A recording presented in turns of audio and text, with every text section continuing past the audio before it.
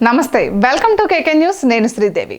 రాజకీయ స్నేహితులు కేసీఆర్ జగన్ పైనమెటు ఎన్డీఏ కూటమిలో చేరతారా లేదా ఇండియా కూటమిని ఆశ్రయిస్తారా ఇద్దరు కలిసి నిర్ణయం తీసుకుంటారా లేకుంటే వేర్వేరు మార్గాల్లో వెళ్తారా తెలుగు రాష్ట్రాల్లో ఇదే చర్చ నడుస్తుంది దాదాపు ఇద్దరి పరిస్థితి అలానే ఉంది ఈ సార్వత్రిక ఎన్నికల్లో ఒక్క ఎంపీ సీట్ కూడా రాలేదు దీంతో తెలంగాణలో కేసీఆర్ పార్టీ మనుగడ కూడా కష్టమవుతుంది ఆ పార్టీ నుంచి ఇతర పార్టీలోకి చేరికలు పెరిగాయి ఏకంగా ఎమ్మెల్యేలతో పాటు ఎమ్మెల్సీలు కాంగ్రెస్లోకి క్యూ కడుతున్నారు మరోవైపు కుమార్తె కవిత అవినీతి కేసుల్లో చిక్కుకొని జైలు జీవితం అనుభవిస్తున్నారు ఇక ఏపీలో కూడా జగన్ పరిస్థితి అలానే ఉంది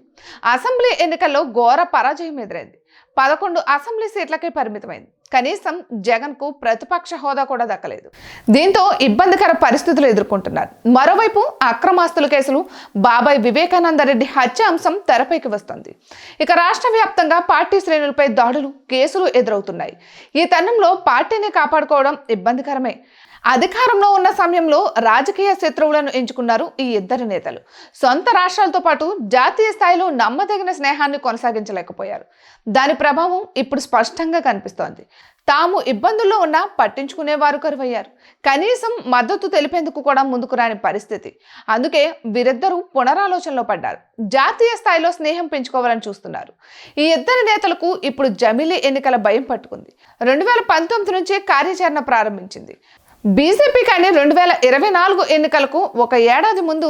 జమిలీ ఎన్నికలకు సంబంధించి కార్యాచరణ ప్రారంభమైంది సాధ్యాలపై ఒక కమిటీని వేసింది కేంద్రం ఈ కమిటీకి అధ్యక్షుడిగా మాజీ రాష్ట్రపతి రామ్నాథ్ కోవింద్ను నియమించింది ఆయన నాయకత్వంలో కమిటీ ఇప్పటికే చాలాసార్లు భేటీ అయింది 2029 నాటికి దేశంలో జమిలీ ఎన్నికలు జరుగుతాయని చెబుతున్నారు అయితే అదే జరిగితే దేశవ్యాప్తంగా సార్వత్రిక ఎన్నికలతో పాటు అన్ని రాష్ట్రాల అసెంబ్లీ ఎన్నికలు ఒకేసారి జరగనున్నాయి ఇక జాతీయ పార్టీల ప్రభావం ప్రాంతీయ పార్టీలపై తప్పకుండా పడుతుంది 2029లో జమిలీ ఎన్నికలు జరిగితే జగన్ ఇప్పటి నుంచే కార్యాచరణ ప్రారంభించాలి ఎన్డీఏలో టీడీపీ జనసేనలు బలమైన వర్గాలు కావడంతో కూటమిలో చేరేందుకు జగన్ కు ఛాన్స్ లేదు అందుకే ఆయనకు ఏకైక ఆప్షన్ ఇండియా కూటమి కాంగ్రెస్ వామపక్షాలతో కలిసి ఎన్నికలకు సిద్ధం కావడమే ఆయన ముందున్న కర్తవ్యం కేసీఆర్ది మరీ విచిత్ర పరిస్థితి